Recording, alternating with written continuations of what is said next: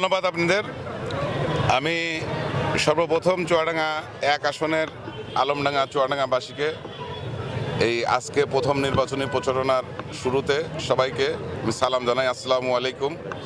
নির্বাচনের প্রথম দিন আমার বাবা মার এই হাতে গড়া এই মাদ্রাসা আমাদের পারিবারিক মাদ্রাসা। আমার বাবা মার কবর জিয়ারত করে আমরা 3 ভাই জীবিত আছি। এই 3 ভাই একসাথে এখানে আল্লাহ রাব্বুল আলামিনের কাছে দোয়া চেয়ে এবং চুয়াডাঙ্গাবাসীর কাছে দোয়া চেয়ে আগামী 12 তারিখের নির্বাচন যেন সুষ্ঠুভাবে এবং কোনো রকম রাজনৈতিক প্রতিহিংসা এবং রাজনৈতিকভাবে যাতে কারোর সাথে কোনো ঝামেলা না হয় এবং প্রশাসনিকভাবে যেন সুষ্ঠু এবং সুন্দর একটি নিরপেক্ষ একটি নির্বাচন হয়, সেই নির্বাচনের জন্য আল্লাহর কাছে আমরা দোয়া চেয়েছি এবং আমি চুয়াডাঙ্গাবাসীর কাছে দোয়া চাই যেন 12 তারিখ পর্যন্ত সুষ্ঠু এবং সুন্দর একটি নির্বাচন হয় এবং আমরা আশা করব যে 12 তারিখ পর্যন্ত কোনো ঝামেলা বাদেই যেন সুষ্ঠুভাবে এই নির্বাচন হয়।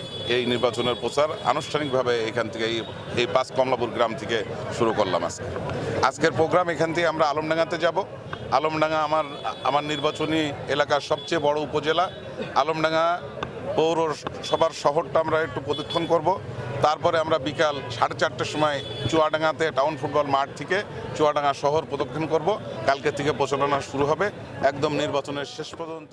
আসসালামু আলাইকুম প্রিয় চুয়াডাঙ্গাবাসী। আমার ছোট ভাই শরীফুজ্জামান চুয়াডাঙ্গা সদর এবং আলমডাঙ্গা থেকে ধানের শীষের প্রার্থী, বিএনপি থেকে ইলেকশন করছে। আমরা আজকে আমাদের এই মাদ্রাসায়, আমাদের যে পারিবারিক মাদ্রাসা, এখান থেকে বাবা মায়ের কবর জিয়ারত করে আমরা ভোটের কার্যক্রম শুরু করলাম।